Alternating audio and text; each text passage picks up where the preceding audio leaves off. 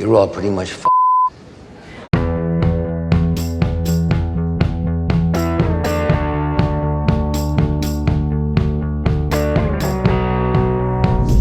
Michael Douglas est un célèbre acteur, producteur et représentant de la célèbre dynastie des acteurs. Il a réussi une carrière semblable à celle de son père, Kirk Douglas, et est devenu une véritable légende hollywoodienne. Dans cette vidéo, nous vous raconterons son parcours jusqu'au sommet. Mix Show présente. Comment vit Michael Douglas et combien il gagne? Michael Kirk Douglas est né le 25 septembre 1944 dans la jeune famille d'acteurs de Kirk Douglas et Diana Deal. Le garçon naît à New Brunswick, dans le New Jersey, mais la famille déménage bientôt à New York. 2 ans et demi plus tard, Michael a un jeune frère, Joel. La famille vivait dans un appartement d'une pièce dans le quartier de Greenwich Village. Aujourd'hui, notre héros est considéré comme l'héritier de la dynastie royale du show business. Mais à l'époque, ses parents commençaient à peine leur carrière. Kirk passait le plus de son temps en Californie à filmer sous contrat avec un studio. Et son mariage avec Diana n'a pas résisté.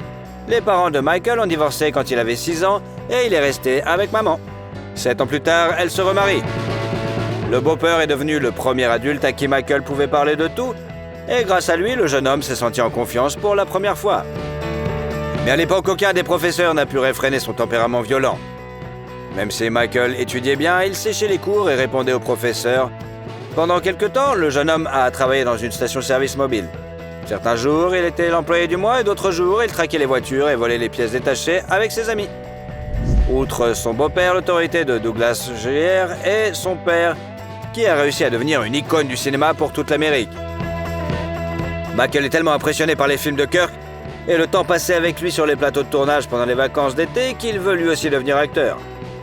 Il demandait souvent à son père à quelle porte frapper pour percer à Hollywood.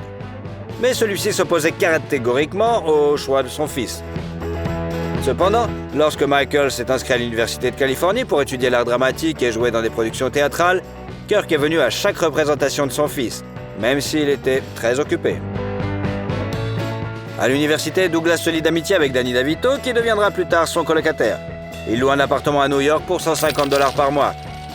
Parallèlement, le jeune homme gagne sa vie en livrant du café au cinéma et en travaillant dans les coulisses.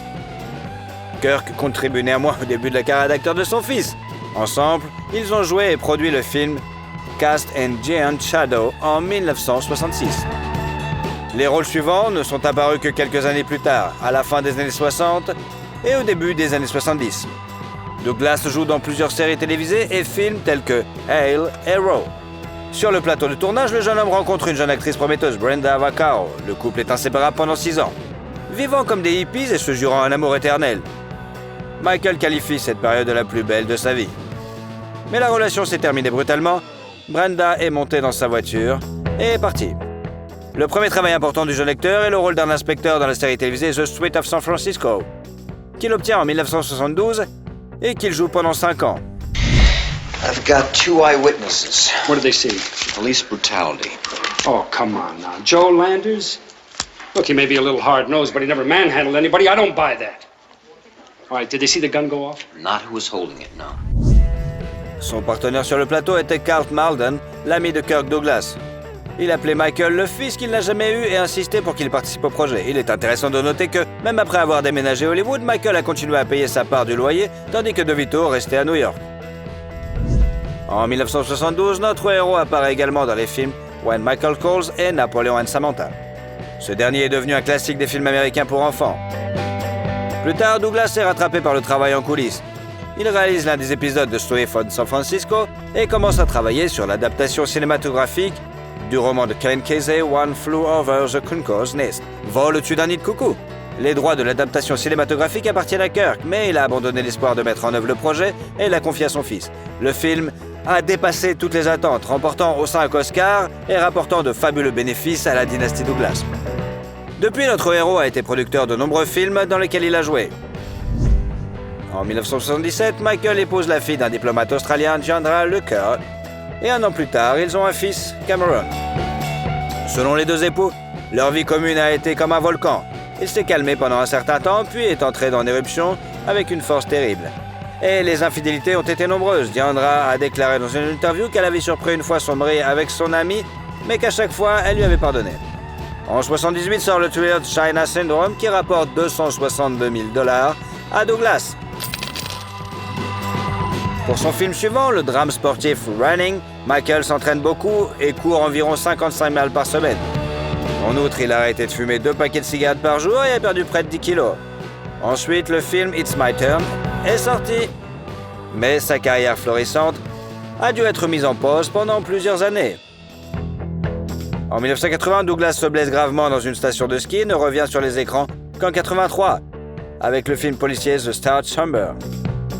Ce film n'est pas très connu, contrairement à son œuvre suivante, le film d'aventure Romancing the Stone. Michael, qui est également devenu producteur, a acheté le scénario pour $250 000, ce qui lui a permis au film de dépasser les 85 millions d'entrées dans le monde entier. Oh, God damn it, what a ride, huh? I'm telling you, this has turned out to be one hell of a morning. La suite du film, intitulée Le Joyau du Nil, a connu le même succès en 1985, bien que Douglas ait participé à cette suite sans grand désir. La comédie musicale A Chorus Line sort bientôt sur les écrans, et en 1987, le monde connaît 2 succès à la fois, Fatal Attraction et Wall Street. Pour le premier, Douglas a reçu $13 millions, et pour le second, 2 récompenses cinématographiques majeures, un Golden Globe et un Oscar. En outre, le rôle du requin de la bourse et parallèlement du méchant principal a ironiquement inspiré de nombreuses personnes à faire carrière dans l'économie et la bourse. En 1989, Michael a présenté au public le thriller policier Black Rain et la comédie The War of the Rose. Dans cette dernière, il travaille avec son ami Danny DeVito. Il produit ensuite plusieurs films, dont le film d'action avec Jean-Claude Van Damme, Double Impact, et joue dans le drame militaire Shining Truth. Mais le succès absolu, en 1992, est le thriller Basic Instinct, pour lequel Douglas reçoit $15 millions. My sex life's actually pretty shitty since I stopped seeing you. Start developing calluses.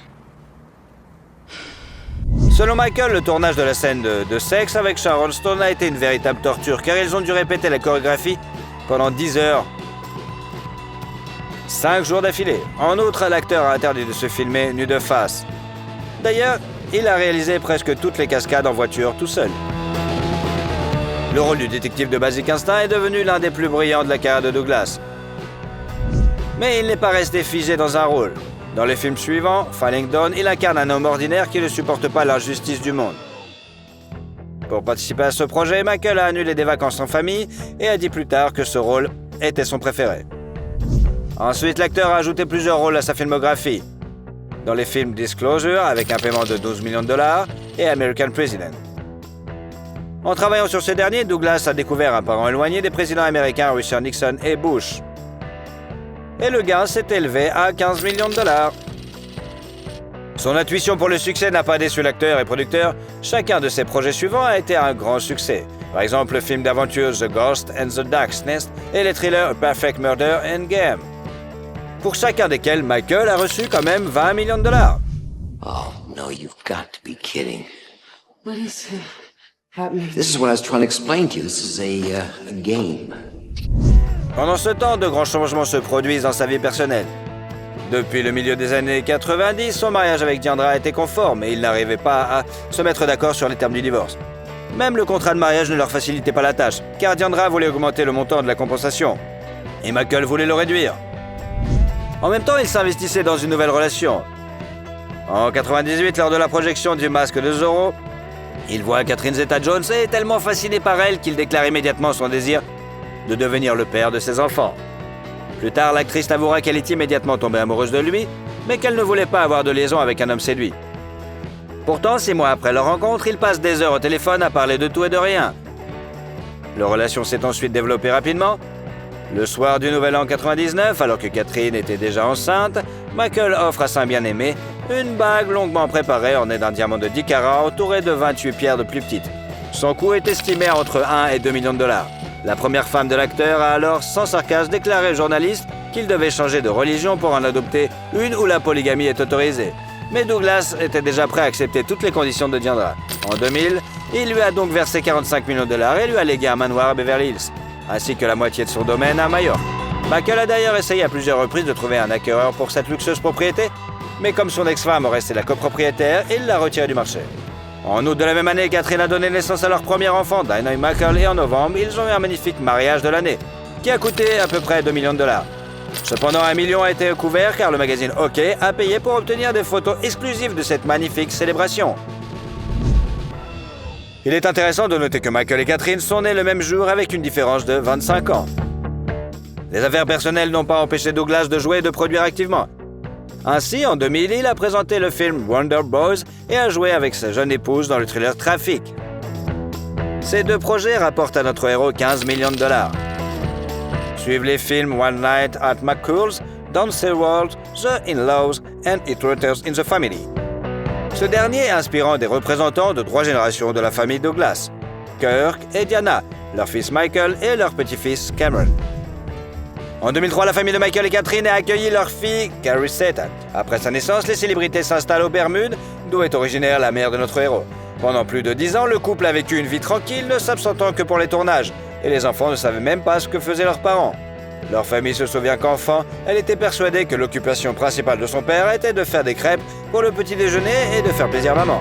Le couple possède toujours ce nid douillet, bien qu'il ait tenté de le vendre en 2019 pour 10,6 millions de $, mais ils ont changé d'avis. Après une courte pause dans son activité créatrice, Douglas revient sur les écrans en 2006 avec les films The Sentinel, You, Me and the Prey et un an plus tard présente la comédie dramatique King of California. Viennent ensuite les films Ghost of Girlfriend's Past, Beyond a Reasonable Doubt, Solitary Man et la suite du drame de 1987, Wall Street, L'argent ne dort pas. You're the ninja generation. No income, no job, no assets. You got a lot to look forward to. Une période chargée de sa carrière coïncide à nouveau avec les vicissitudes de sa vie privée. Son fils aîné Cameron est toxicomane et notre héros doit lui interdire de s'approcher de sa famille. En 2009, Cameron est accusé de contrebande, ce qui le conduit direct derrière les barreaux. À propos, Michael a lui aussi souffert de toxicomanie et dans les années 90, il a suivi un traitement dans une clinique de réadaptation. Son fils a également réussi à se débarrasser d'une dangereuse addiction et Catherine Zeta-Jones est devenue à cette époque difficile un véritable soutien pour la famille. Mais bientôt, un autre malheur les frappe. En 2010, un cancer du larynx est diagnostiqué chez Michael. Catherine fait tout pour aider son mari à guérir, mais bientôt elle ne supporte plus le stress et commence à montrer des signes de troubles bipolaires. Ces périodes d'activité incroyables sont remplacées par la dépression la plus profonde, et Michael ne prend pas du tout au sérieux les problèmes de sa femme. Ces événements ont failli mettre fin à leur union, et ils ont sérieusement envisagé de divorcer, mais ils ont tout de même réussi à se réconcilier. En 2012-2014, des films tels que A Wire and So It Goes, Beyond the Reach et le drame biographique Behind the Cambellara sont sortis sur les écrans. Dans ce dernier, l'acteur incarne la légende du show business américain, le pianiste et animateur Liberace. Et ce rôle est devenu un véritable cadeau pour lui après sa maladie. Il s'entraîne longuement, recréant la voix de son personnage et étudie sa technique de jeu au piano. C'est également à cette époque que l'acteur joue dans la comédie dramatique Las Vegas aux côtés de Robert De Niro et Morgan Freeman. It's just winding up a little too fast. And I'm feeling old and alone. En 2015, Michael a rejoint l'univers cinématographique Marvel en jouant le rôle de Hank Pym dans le film Ant-Man. Il est apparu sous la même image dans d'autres projets, Ant-Man et la Guêpe, Avengers Endgame et la série animée What If. En outre, durant cette période, l'acteur a joué dans le film d'action Unlocked, le thriller Animal World, a participé au doublage de la série pour enfants Green Eggs and Ham et a présenté la série The Gominsky Method. Pour ce rôle comique rare chez lui, Douglas a reçu un autre Golden Globe. Fine. It is fine. Which is what I said. No, you said it with an attitude. You said fine. Forgive me. Fine. Jesus, let's just order. Fine. En outre, notre héros a travaillé en tant que producteur sur le préquel de Vol au-dessus d'un nid de coucou, la série Ratchet sur une infirmière d'hôpital psychiatrique. Fin 2018, l'étoile de Michael Douglas a été dévoilée sur le Hollywood Walk, dédié au 50e anniversaire de sa carrière. L'acteur avoue que seul le travail lui permet de garder la forme et d'être en forme. Il a donc beaucoup de projets. En février 2023, le premier du film d'action fantastique Ant-Man et la Guêpe, Quantumania, dans lequel Douglas incarne à nouveau Hank Pym. Le tournage de la série Franklin sur le président américain Benjamin Franklin a déjà commencé et une série historique sur les relations entre deux autres présidents, Reagan et Gorbatchev, est en cours. Ni l'âge ni la maladie n'ont affecté l'intelligence de Douglas, qui surprend encore par sa capacité à se souvenir instantanément du nom des personnages qu'il voit pour la première fois et à remarquer les moindres nuances qui distinguent le comportement de son interlocuteur. Il aime le golf et la Formule 1 et fait également beaucoup d'actions caritatives. En tant qu'envoyé des Nations Unies pour la paix, il a pour mission d'attirer l'attention du monde sur le désarmement nucléaire et la protection des droits de l'homme. La philanthropie est une affaire de famille au Douglas. Par l'intermédiaire du fonds enregistré, il envoie de l'argent à diverses organisations. La totalité de l'héritage de Kirk Douglas, soit 61 millions de dollars, a également été envoyée à une association caritative, d'autant plus que la fortune de Michael dépasse largement le capital de son papa. Il est estimé à 350 millions de dollars gagnés en tant qu'acteur et producteur. Par ailleurs, Douglas investit, cependant après la crise de 2008, où il a perdu 35 à 40% de sa fortune, Michael est devenu plus conservateur en matière d'investissement. Michael Douglas possède un portefeuille immobilier de grande valeur avec des actifs dans le monde entier, qu'il vend progressivement pour son propre compte. Il possède un terrain d'une superficie de plus de 12 hectares dans le comté de Westchester, à New York, qu'il avait acheté en 2015 pour 11,3 millions de dollars et vendu en 2019 pour 20,5 millions de dollars.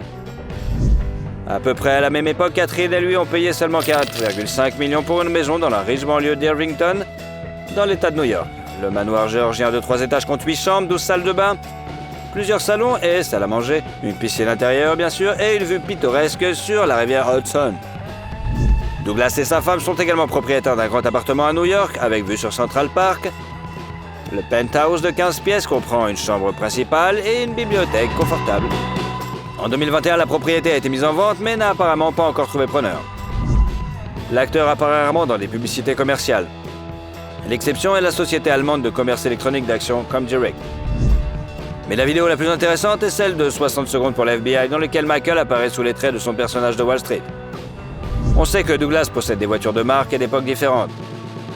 Des plus anciennes aux plus modernes, en particulier la Mercedes-Benz de type militaire et la Toyota Prius. Aujourd'hui, la dynastie des Douglas est poursuivie par Cameron, le fils aîné de Michael, mais jusqu'à présent, ces films n'ont pas connu un grand succès. Quel est le film de cet acteur que vous préférez? Okay. Okay. Okay. Okay. Comment vit Vin Diesel et comment il dépense ses millions? Vin Diesel, de son vrai nom Mark Vincent Sinclair, est né le 18 juillet 1967 dans le comté d'Alameda, en Californie, en même temps que son frère jumeau Paul, avec lequel, curieusement, il ne ressemble en rien, ni en apparence ni en personnalité. Jusqu'à l'âge de 3 ans, les garçons ont été élevés uniquement par leur maman, Delora, qui était psychiatre et s'intéressait à l'astrologie. Mark et Paul n'ont jamais vu leur père biologique. La nationalité de l'acteur est encore un mystère. Diesel a déclaré qu'il était d'une ethnicité ambiguë. Sa mère a des racines anglaises, allemandes et écossaises, et son père biologique était clairement d'une autre race, peut-être aussi un métis. La mère de Mark et Paul a épousé Irwin Vincent, professeur d'art dramatique et directeur de théâtre en 1970, et s'est installée à New York avec leur fils. La famille a rapidement eu 2 autres enfants, Tim et Samantha. Irwin a emmené ses enfants à de nombreuses pièces et premières. C'est le beau-père qui a considérablement influencé la formation de caractère du garçon et ses aspirations à devenir un acteur, bien sûr. Mark est monté sur scène pour la première fois à l'âge de 7 ans, grâce à un drôle d'incident. Avec plusieurs autres garçons, il a décidé de se faufiler dans un des théâtres locaux pour jouer avec des accessoires. À ce moment-là, sur la scène, on ne faisait que répéter une pièce.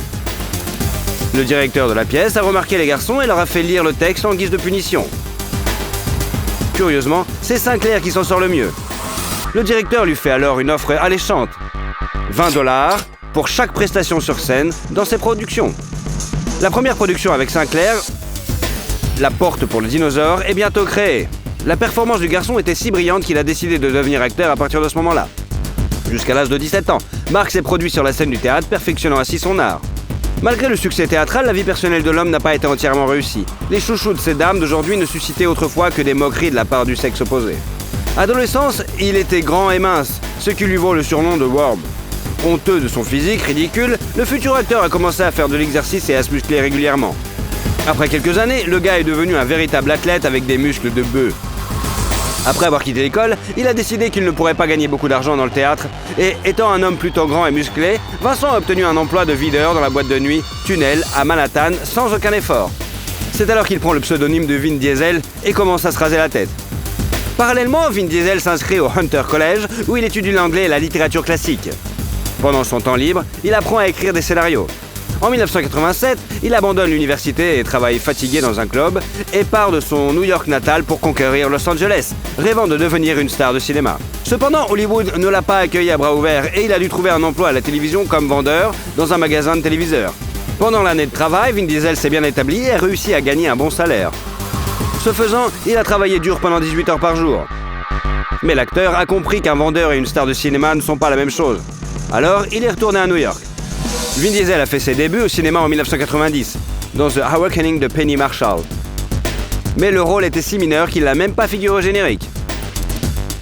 Observant l'expérience douloureuse de son fils, sa mère lui offre le livre « Faire un film qui ne vaut pas plus qu'une vieille voiture », pour lui remonter le moral, lui laissant entendre qu'il peut prendre sa carrière en main. Inspiré, Diesel se lance dans l'écriture de son propre scénario. En 1994, l'acteur a réalisé un court-métrage intitulé Multifascial, dans lequel il tenait le rôle principal, et pour lequel il a même écrit sa propre musique. Yo, I can't wait till I do enough real work, real acting work, but I don't have to sweat commercials, you know what I'm saying? You're not gonna see like Pacino doing potato chips or Denzel doing donuts. Pour la production d'un film de 20 minutes, il a dépensé $3 000. Le film a été présenté au Festival de Cannes, mais il n'a pas remporté de prix important. Néanmoins, il s'agit d'un succès précoce. Après cela, Vin Diesel est retourné à Los Angeles, où il a repris son travail de vendeur de téléviseurs et a économisé de l'argent. Après cela, il a adapté le film Strays. Après 8 mois de travail acharné, l'acteur a commencé le tournage du film, dans lequel il joue aussi le rôle principal. Grâce à ce film, le jeune acteur a été repéré par le célèbre réalisateur Steven Spielberg, qui lui a proposé un rôle dans son film Sauver le soldat Ryan avec Tom Hanks et Matt Damon. Get the kid back up there! Captain, the decent thing to do is to at least take her down the road to the next town. We're not here to do the decent thing, we're here to follow fucking orders! Take this goddamn kid! C'est le premier grand rôle de Diesel au cinéma, qui lui a valu la popularité et $100 000. Par la suite, ce film a remporté 5 Oscars, et lui et ses co-stars ont été nominés pour un Screen Actor Guild Award dans la catégorie Performance de groupe. En 1999, Vin a doublé le personnage principal du dessin animé Steel Giant et dans le film d'action Pitch Black, dans le rôle du méchant Riddick. All you people are so scared of me. Most days I take that as a compliment. But it ain't me you gotta worry about now. Ce film a marqué le début de la célèbre série Les Chroniques de Riddick et a apporté à l'acteur la célébrité tant attendue. Bien que le tournage n'ait pas été facile, lors d'une cascade, il s'est blessé à l'épaule et à l'œil avec l'une des lentilles de contact spéciales qui permettait à ses yeux de briller dans le noir. Dès lors, les films mettant en scène la nouvelle star hollywoodienne se succèdent. Au début des années 2000, le public a pu voir Vin Diesel dans des films tels que Boiler Room, Into Pitch Black, Knock Around Guys, et où il jouait le rôle de Taylor Reese, un ami du fils d'un puissant mafieux de Brooklyn. The milk guy's getting paid, the potato chip guy's getting paid, the beer guy's getting paid. Every fucking body's getting paid and you look through me! You fuck! L'année 2001 a été l'une des plus réussies dans la vie de l'acteur. Il a partagé la vedette avec Paul Walker dans le film Fast and Furious de Rob Cohen et est devenu l'un des favoris du public. Il a également joué Dominic Toretto dans ce que le public a considéré comme le meilleur rôle que l'acteur pouvait jouer. Then it's over. I didn't call the police, but don't push me! Put the gun down! I swear to God! You are the cop! You're a cop! Brian, I gotta find Jesse before they do. I'm all the kids got. I'll call in the plates. Le film a rapporté $2 millions. Le duo de ces acteurs a remporté une autre récompense, le MTV Movie Awards.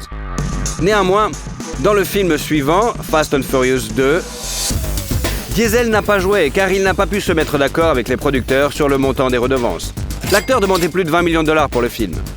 Pendant le tournage du film Fast and Furious, Vin a entamé une liaison avec l'actrice Michelle Rodriguez, qui jouait sa maîtresse. Après quelques mois de relation, le couple s'est séparé. La rumeur veut que Michelle soit à l'origine de la rupture, estimant qu'elle et Vin étaient trop différents. Cependant, les anciens amants sont restés bons amis. L'année suivante, les téléspectateurs ont pu voir le thriller d'aventure Triple X avec Vin Diesel dans lequel il a réalisé la plupart des cascades lui-même, sans l'intervention de cascadeurs. Sit down, Mr. Cage. You know what? My friends call me X. So, X, what exactly are you wanting? Ferraris, high-end pasta rockets. De l'aveu même de l'acteur, il n'avait jamais fait de moto auparavant. Pendant les 3 mois de préparation du tournage, il a été entraîné par des motards spécialement invités qui comptent parmi les meilleurs du monde en motocross. D'ailleurs, tous les tatouages du personnage de Vin Diesel dans les films étaient faux. Pour ce travail, l'acteur a reçu une nomination aux MTV Movie Awards dans la catégorie meilleur acteur et a gagné 10 millions de dollars. Grâce à ce film, Vin Diesel a rencontré le mannequin tchèque Pavla Arboka, qui a joué un rôle secondaire dans le film d'action. Mais cette relation n'a pas duré aussi longtemps que les précédentes. En 2003 est sorti le film d'action A Man Apart, dans lequel Diesel a joué un rôle majeur, ainsi qu'un rôle de producteur exécutif. Did you kill my wife? Answer me, motherfucker. Answer the fucking question! Le film lui a rapporté 2,5 millions de dollars. Le film suivant dans lequel l'acteur a joué était un film de la série Les Chroniques de Riddick. Remember that favorite game of yours? Who's the better killer? Let's play. La rémunération de Vin Diesel était de 11,5 millions de dollars, mais c'est plutôt un bid total et l'acteur pour ce travail en 2005 a obtenu une nomination pour l'anti-prix Golden Raspberry pour le pire rôle masculin. Un film d'animation et un jeu vidéo ont rapidement été basés sur le film et Diesel y a interprété son propre personnage. Parallèlement, Vin Diesel a également joué dans le film d'action et de comédie familiale The Pacifier. Kids, it's safe. Who was that? What did they want? What happened? Please don't leave us, Shane. What do they want? They were after the program that your father invented. Sur le plateau, il a dû coopérer avec 5 enfants acteurs en même temps. Et il s'en est tiré à merveille. D'ailleurs, Vin aimait tellement jouer avec son partenaire de 9 ans qu'il était prêt à travailler sur le plateau même le week-end. Le rôle comique de Diesel est venu au goût des spectateurs qui sont habitués à ne le voir que dans des films d'action. Et l'acteur a joué dans le film Find Me Guilty en 2006. You don't rat at the people that love you. Love you? He's your cousin. He puts 4 fucking bullets in you and he loves you? Yeah, he loves me. I love him. He's family. He's just a junkie. He doesn't know what he's doing. Live and let live. Speaking of which, how many times I gotta tell you? Pour incarner Jackie DiLorchio, Diesel a pris près de 15 kilos et a passé 2 heures par jour sur la chaise de maquillage. Bientôt, le 3e volet de Fast and Furious. Et le 3e, Tokyo Drift, est sorti, mais contrairement aux attentes des fans, le personnage de Vin Diesel n'apparaît dans le film que dans l'épisode de toute la fin. En 2007, l'acteur de 40 ans a rencontré Paloma Jiménez, un mannequin mexicain de 23 ans. Le couple est marié civilement et n'a pas encore officialisé sa relation. Dans l'une de ses interviews, l'acteur a déclaré que cette signature n'était qu'une formalité. 1 an déjà après leur rencontre, le couple a eu une fille, Kanya Riley. Il est amusant de constater que la marraine de la fille était l'ex-petite amie de Vin, Michelle Rodriguez. Peu après, l'acteur s'est vu proposer de participer au tournage de l'un de ses films, le thriller Hitman, ou le film d'action de science-fiction Babylon AD. En choisissant cette dernière option, Diesel a perdu. Le film n'a pas réussi à rembourser son budget, qui s'élevait à 70 millions de dollars quand même, et le réalisateur lui-même a admis plus tard que le film, en général, ne valait pas la peine d'être regardé. L'acteur n'a pas négligé son rôle le plus important, Dominique. En 2009, Diesel a travaillé sur le 4e volet de Fast and Furious en tant qu'acteur et producteur. When I see flashing lights in my mirror, I don't stop. Dans le premier film, Walker et Diesel sont autorisés à faire de nombreuses cascades, car ils ne sont pas considérés comme des stars à l'époque. Mais dès le 4e Fast and Furious, les acteurs étaient devenus connus, les cascades plus difficiles, et le studio a interdit à Walker et Diesel de prendre des risques. 1 an plus tard, Paloma et Vin ont eu un fils, Vince Sinclair. L'acteur est également connu pour avoir un autre fils, Isaiah, qui est un peu plus âgé que Annie. Le nom de sa mère n'est pas connu, et le garçon passe beaucoup de temps avec son père et sa famille. 2011 a ravi le public avec le prochain volet de Fast and Furious, le 5e, et l'acteur lui-même a rapporté 15 millions de dollars. Good race, O'Connor. Thanks, Don. En 2013, Vin Diesel a joué dans le thriller Riddick, encore une fois. La production du film risquait de dérailler en raison d'un retard dans le financement. Vin Diesel a fini par prendre en charge le financement du film jusqu'à ce que le problème du prêt bancaire soit résolu. Selon l'acteur, il a dû hypothéquer sa maison pour pouvoir contracter un prêt. La même année, il prête sa voix au personnage principal du film d'animation Riddick Blindside et joue également dans Fast and Furious 6, où il rejoint l'équipe d'action avec Dwayne Johnson. We building the car? First car better be a Charger, Jack. You mean Skyline? Like I said, he's a Toretto. Au même moment, le tournage de Fast and Furious 7 a commencé, mais il s'est arrêté en novembre en raison du décès de l'acteur Paul Walker et a repris plus tard au printemps 2014. Durant cette période, des films mettant en vedette l'acteur sont sortis, tels que Le Dernier Chasseur de Sorcières et Les Gardiens de la Galaxie, où Vin Diesel jouait le rôle de Groot, un personnage animé. L'acteur lui a servi de modèle de capture de mouvement et l'a ensuite doublé dans plusieurs langues, dont le russe. If you free us, I'll lead you to the buyer directly and I'll split the profit between the three of us. I'm Groot. Four of us. Asleep for the danger, awake for the money, as per frickin' usual. En 2015, Vin Diesel et Paloma Jiménez ont eu leur deuxième fille, Pauline, nommée d'après le défunt Paul Walker, avec qui il était très bon ami. Le film Fast and Furious 7, très attendu, est également sorti, rapportant la somme énorme de 47 millions de dollars à l'acteur. You miss the bullets. Yeah, that's messed up, huh? Brian, I've seen you jump from trains, dive from planes. Hell, I saw your courage the day I met you. Sur le plateau du projet 3X, World Domination en 2016, Vin Diesel a rencontré sa partenaire dans le film, Nina Dobrev. La séance de photos provocantes des célébrités a conduit les fans à croire qu'ils avaient une liaison. Plus tard, il a été révélé que les acteurs s'entendaient bien entre eux. En plus de ce film, d'autres films tels que Billy Lynn's Long Life Walk, à la mi-temps d'un match de football, et Guardian of the Galaxy, partie 2. En 2016, Diesel a gagné 35 millions de dollars et est devenu le 7e acteur le mieux payé de l'année. Le 8e volet de Fast and Furious, sorti sur les écrans en 2017, est resté dans les mémoires pour le conflit qui a éclaté une semaine avant la fin du tournage entre Dwayne Johnson et Vin Diesel. Car ce dernier, en tant que producteur, a annulé à la dernière minute certaines des scènes prévues par Johnson. Yo, cousin. Sorry about your car.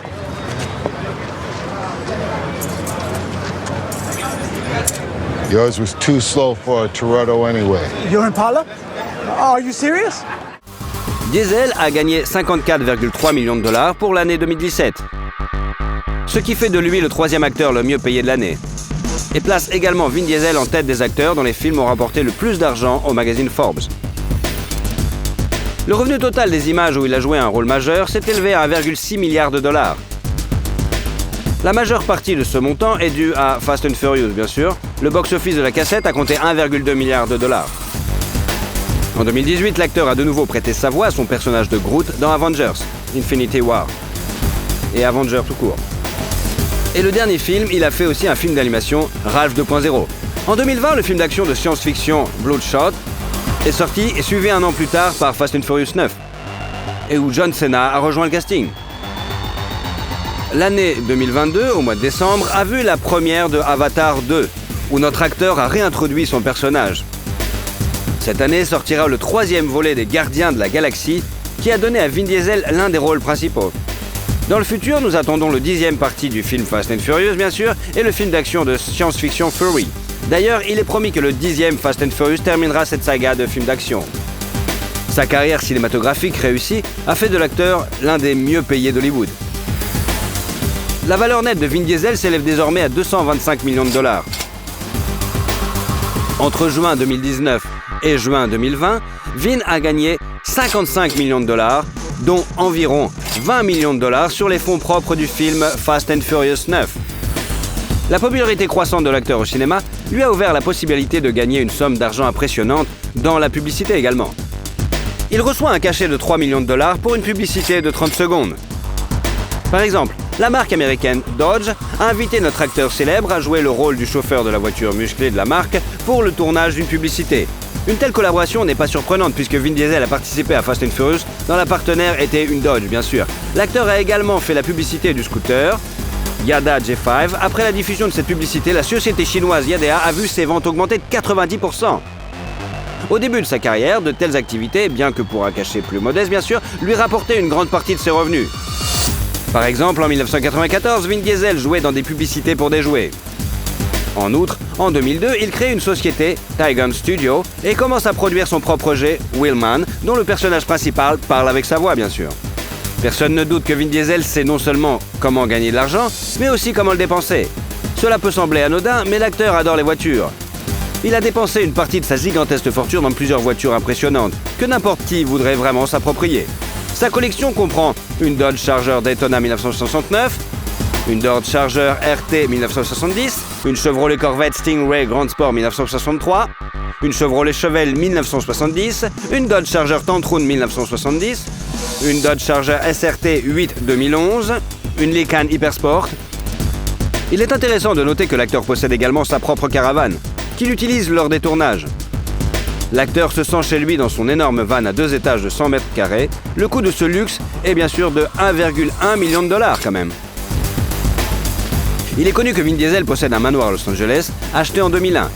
Bien que le manoir ne diffère pas en taille et n'ait qu'une superficie totale de 140 mètres carrés, il est situé dans le prestigieux Hollywood Hills. À l'intérieur, malgré sa taille modeste, la maison est très accueillante, sans espace vide, et tout est très compact, confortable et fonctionnel. La décoration intérieure varie également d'une pièce à l'autre. L'une a des murs lisses, peints, et l'autre de la maçonnerie, ou encore même une cheminée. Le revêtement du sol est le même. Il y a du bois naturel et du carrelage. La palette de couleurs varie également, des couleurs pâles et claires, au ton vif et sombre, mais tout ici semble très organique et complet. À ce jour, l'acteur a mis la maison sur le marché et prévoit de la vendre pour 1,4 million de dollars. En 2014, il a acheté un manoir à Atlanta, en Géorgie, pour une somme de 3,3 millions de dollars, avec près de 3500 mètres carrés. Il comprend 7 chambres, 9 salles de bain, une cuisine, un salon précieux, un bureau, une salle de cinéma, une salle de sport, une terrasse sur le toit et une maison d'amis entièrement équipée, bien sûr. Le manoir est idéal pour accueillir des amis, ainsi que, bien sûr, faire des fêtes. En outre, l'acteur possède un autre manoir à Los Angeles d'une valeur de 5,3 millions de dollars. Vin Diesel est un grand fan de la République dominicaine. On dit que la star possède une villa dans le quartier huppé de Casa de Campo. C'est ici que l'acteur essaie de voler à la moindre occasion. La star hollywoodienne envisage également d'investir dans la construction d'un studio de cinéma en République dominicaine. Vin Diesel adore s'envoler vers le pays de l'été éternel pour ses vacances. L'artiste aime notamment le surf et ne manque pas non plus l'occasion de visiter les restaurants dominicains. C'est également le pays où étaient tournés plusieurs épisodes du célèbre film Fast and Furious.